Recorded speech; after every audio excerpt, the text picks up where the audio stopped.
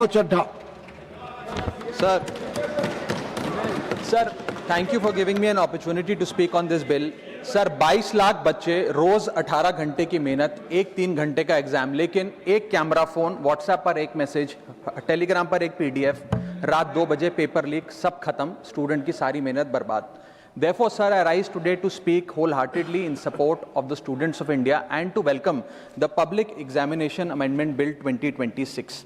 Sir, paper leak जैसी serious बीमारी का परमानेंट इलाज करना होगा. जैसे कैंसर का इलाज क्रोसिन खिलाकर नहीं किया जा सकता, ठीक वैसे ही पेपर लीक जैसी प्रॉब्लम का इलाज मीडिया साउंड बाइट से नहीं बल्कि इंस्टीट्यूशनल सॉल्यूशन से होगा, जो आज हमारी सरकार इस बिल के माध्यम से करने जा रही है by introducing India's first ever anti paper leak framework. सबसे पहले मैं नीट के स्टूडेंट्स को कुछ कहना चाहूंगा. आपका गुस्सा जस्टिफाइड है, आपकी पेन रियल है और आपको एग्जामिनेशन सिस्टम से जो कंप्लेंट है वो कंप्लेंट भी जेन्युइन है. Your voice matters. और जब आपने अपनी चिंता व्यक्त करी, अपना दर्द बताया, when you demanded, the honourable prime minister heard that demand, not just as a prime minister but also as a guardian, परिवार के मुखिया की तरह उस बात को सुना. Students demanded, government acted, historic decisions taken, systems changed. Sir, जब एक स्टूडेंट नीट जैसे पब्लिक एग्जाम की प्रिपरेशन करता है तब वो अकेला तैयारी नहीं करता, उसका पूरा परिवार प्रिपरेशन करता है. माँ अपनी छोटी छोटी जरूरतें रोक देती है, घर का बजट कम करती है. पिता फैमिली की सेविंग्स को कोचिंग फीस, रेंट और टेस्ट सीरीज पे खर्च करता है. फैमिलीज को लोन तक लेना पड़ता है. और स्टूडेंट खुद कोटा, जयपुर, चंडीगढ़, दिल्ली, पटना जैसे शहरों में जाकर घर से दूर रहता है. दिन में 18-18 घंटे पढ़ता है, रात 2 बजे तक पढ़ाई करता है और फिर अलार्म लगाकर सुबह 5 बजे क्लासेस के लिए उठ जाता है. परिवार से दूर, कोई सोशल लाइफ नहीं, कोई त्योहार फेस्टिवल नहीं, सोशल मीडिया, फ्रेंड से दूर, और अपनी स्लीप और अपनी हेल्थ से भी कॉम्प्रोमाइज करता है, क्योंकि उसे पता है कि जब वो पेपर लिखेगा तो सिर्फ पेपर नहीं, अपनी फैमिली के लिए एक बेटर फ्यूचर लिखने जा रहा है. और फिर एक दिन एग्जाम की तारीख पर उसे पता लगता है कि 3 साल से वो जिस पेपर की तैयारी कर रहा था वो पेपर किसी ने पहले ही पैसे देकर हासिल कर लिया, पेपर लीक हो गया. और इस समय सर सिर्फ पेपर लीक नहीं होता, उस स्टूडेंट का मेहनत, उसकी ड्रीम्स, उसकी सेल्फ बिलीफ, उसका ट्रस्ट, उसकी एस्पिरेशंस, ये सब लीक होती हैं और उसकी मेंटल और फिजिकल हेल्थ पे असर पड़ता है. I understand that pain sir, because मैं खुद भारत के अभी कुछ साल पहले ही भारत के एक पब्लिक एग्जामिनेशन सिस्टम का स्टूडेंट रहा, चार्टर्ड अकाउंटेंसी का. And sir, because I have spent enough time in this house critiquing the government, I have earned the right to say my next sentence with full conviction and sincerity कि जब बात students की आई, when it came to our students and the youth of India, the government heard, the government actioned and the government delivered.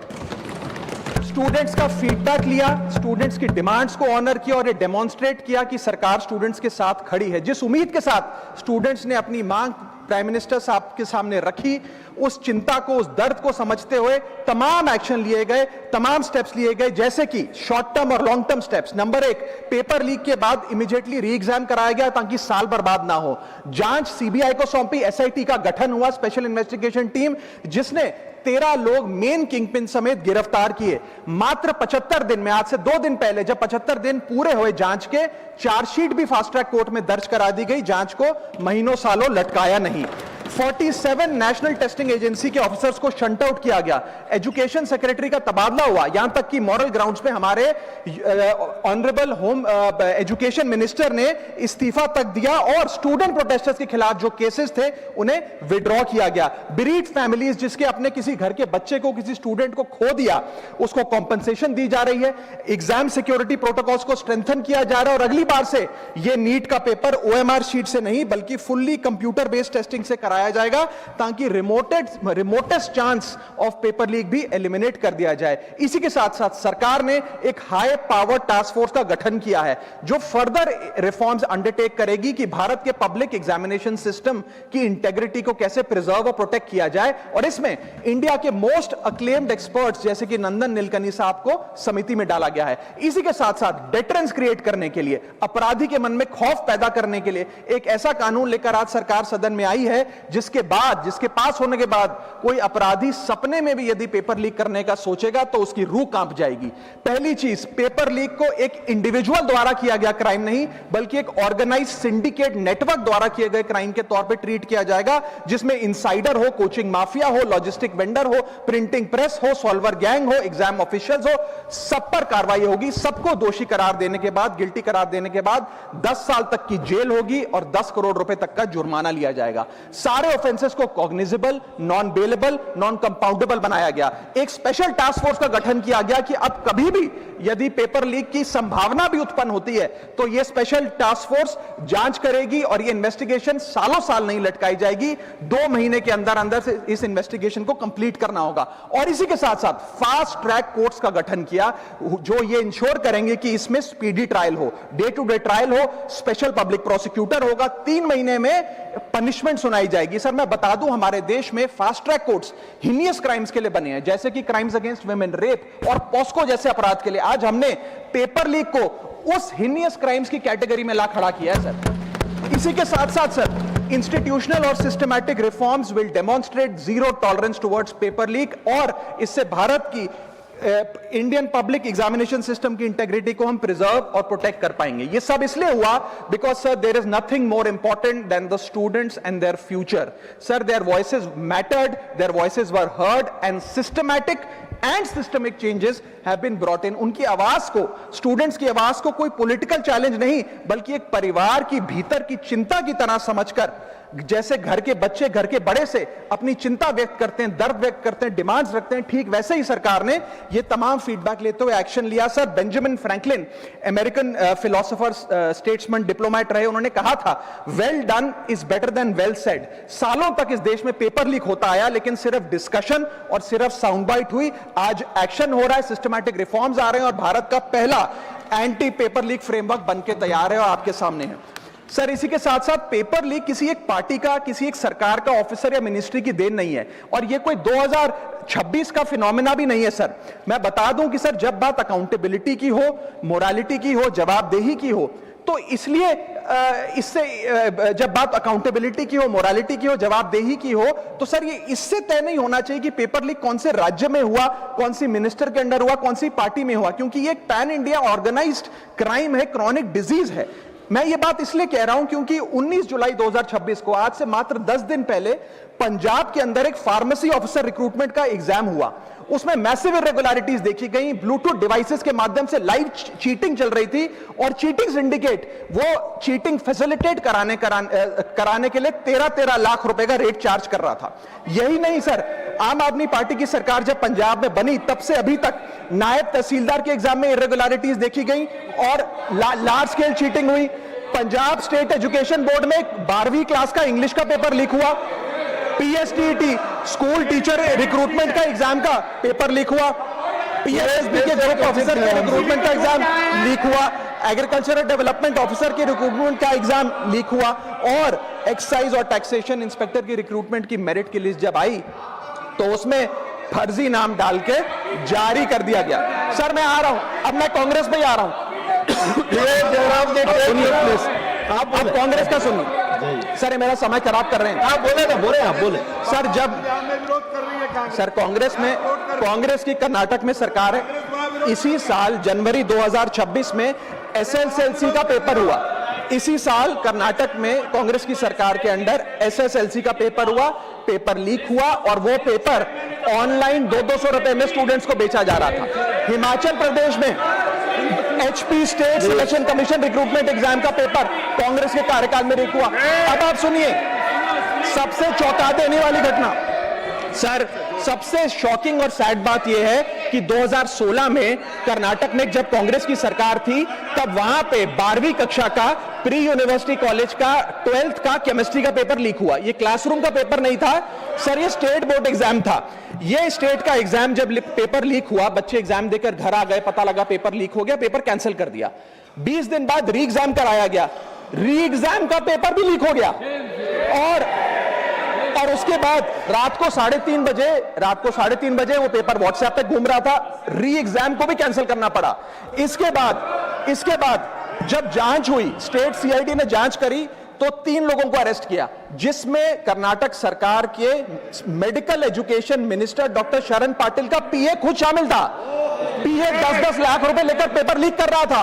उसके बाद जब मंत्री जी से पूछा गया कि आप इस्तीफा क्यों नहीं देते, आपकी मॉरल और डायरेक्ट जिम्मेदारी बनती है, आपके दफ्तर का आपका पीए पेपर लीक कर रहा है, आप क्यों नहीं इस्तीफा देते?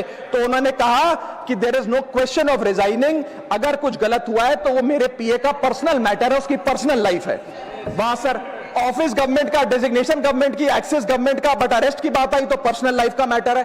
और आयरनी देखिए, आज 2026 में कर्नाटक में फिर कांग्रेस की सरकार है और डॉक्टर शरण पाटिल फिर मंत्री हैं और उसी विभाग के मंत्री हैं, मेडिकल एजुकेशन विभाग के मंत्री। ये है स्टैंडर्ड ऑफ अकाउंटेबिलिटी। सर सुन लो, उसी के साथ साथ 2004 से 2014 के बीच में जब यूपीए की सरकार थी तो कांग्रेस के कार्यकाल में दर्जनों एग्जाम्पल हैं, डॉक्यूमेंटेड एग्जाम्पल हैं पेपर लीक के सर, जिसमें मुख्य तौर पर AIIMS post graduate medical entrance exam 2006 में लीक हुआ, रेलवे रिक्रूटमेंट बोर्ड का एग्जाम 2009 का लीक हुआ, all India engineering entrance exam 2011 UPA के कार्यकाल में लीक हुआ और SSC combined graduate level exam 2013 leak हुआ। सर इस पीरियड में उस समय की यूपीए सरकार ने क्या किया?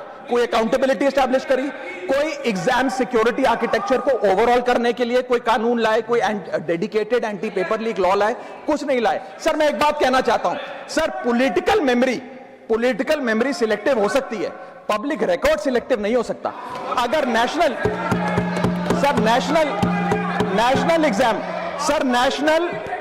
एग्जाम का पेपर लीक अगर नेशनल क्राइसिस है, जो कि है, तो सर ऑपोजिशन रूल्ड स्टेट का पेपर लीक एक लोकल इंसिडेंट कैसे हो सकता है? सर स्टूडेंट में तो फर्क नहीं होता। अगर नीट के स्टूडेंट्स का पेन जेन्युइन है, जो कि जेन्युइन है, तो सर पंजाब के फार्मेसी एग्जाम के स्टूडेंट्स का और कर्नाटक के एसएलसी एग्जाम के स्टूडेंट्स का पेन भी जेन्युइन है। स्टूडेंट का पेन पार्टी देखकर चेंज नहीं होता और ठीक उसी तरह रिफॉर्म और अकाउंटेबिलिटी भी पार्टी देखकर चेंज नहीं हो सकती। अब मैं स्टूडेंट्स के बारे में कुछ कहना चाहता हूं। सर देयर वॉइस मैटर्स, उनकी मांगे जायज हैं। सर स्टूडेंट्स द्वारा प्रोटेस्ट करना, सवाल पूछना, डिमांड रेस करना, कोर्ट जाना, पीसफुल मार्च निकालना, ये सब उनका संवैधानिक अधिकार है और ये करना भी चाहिए। लेकिन सर स्टूडेंट का प्रोटेस्ट स्टूडेंट का रहे, किसी पॉलिटिकल पार्टी की रैली ना बन जाए, वे अपना माइक किसी को आउटसोर्स ना करे, क्योंकि सर स्टूडेंट की लड़ाई तो एग्जाम सिस्टम को सिक्योर बनाने की है, नेताओं की लड़ाई अपनी सोशल मीडिया रीच बढ़ाने की है। सर जब पॉलिटिकल लीडर्स प्रोटेस्ट के टाइम पर बैरिकेड के आगे स्टूडेंट को भेज खुद कैमरे की सेफ साइड पे रहें, तो उनसे पूछिए कि रिस्क मेरा और रील तुम्हारी, ये पार्टनरशिप कैसी? सर स्टूडेंट का मूवमेंट स्टूडेंट के फ्यूचर के लिए है, किसी फ्लॉप पॉलिटिकल पार्टी के कमबैक के लिए नहीं है सर। और जो पॉलिटिकल पार्टी के अपने खुद के फ्यूचर का आता पता नहीं, वो स्टूडेंट के फ्यूचर की क्या लड़ाई लड़ेगी सर? स्टूडेंट्स को जस्टिस चाहिए, पॉलिटिकल पार्टी को फुटेज। स्टूडेंट को एग्जाम सिक्योर करना है, पॉलिटिकल पार्टी को वायरल क्लिप। स्टूडेंट का सवाल फ्यूचर का है, नेता का कैलकुलेशन अगले इलेक्शन का। इसीलिए मैं ऑपोजिशन पार्टीज को कहना चाहता हूं, don't use students emotion for your political promotion. ये लड़ाई बीजेपी वर्सेस कांग्रेस नहीं है, ये लड़ाई मेरिट वर्सेस माफिया की है, मेहनत वर्सेस सेटिंग की है। और सर एक बात और, सर आज हमारे स्टूडेंट्स पर पढ़ाई का बहुत स्ट्रेस है। हमारे समाज ने, हमारी सोसाइटी ने आज बच्चों का, क्योंकि हम बेस्ट चाहते हैं, अपनी बच्चों से पढ़ाई संबंधित एक्सपेक्टेशन को प्रेशर में बदल दिया है। और ये प्रेशर सर स्कूल से ही शुरू हो जाता है। जब बच्चा 10वीं क्लास का बोर्ड का एग्जाम दे रहा होता है तो बोला जाता है ये क्रिटिकल ईयर है, अच्छे मार्क्स लाने हैं, नहीं तो स्ट्रीम नहीं मिलेगी, पूरा करियर बर्बाद हो जाएगा।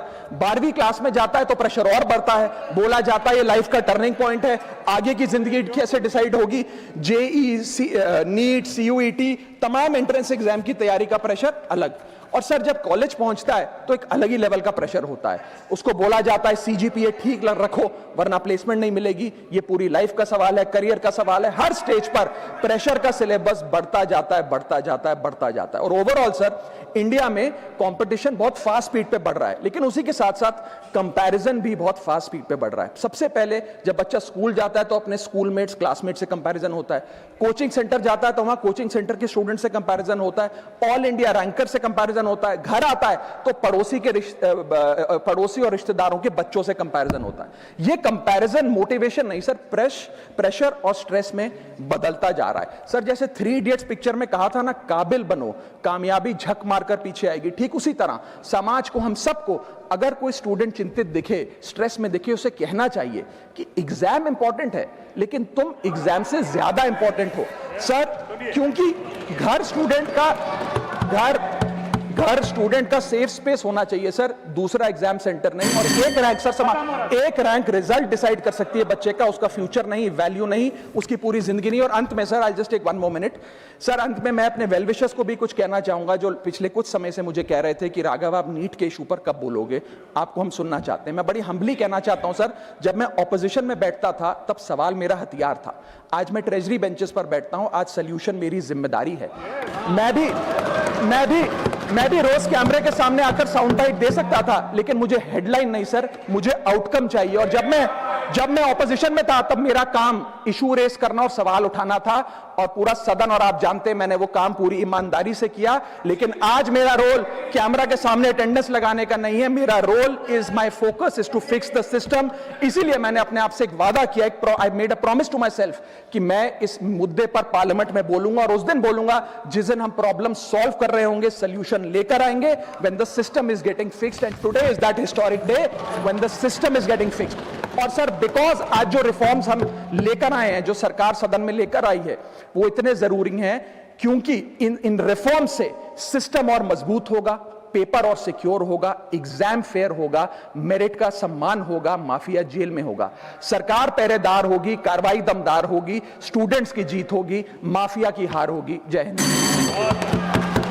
श्रीमान जोश के मनी।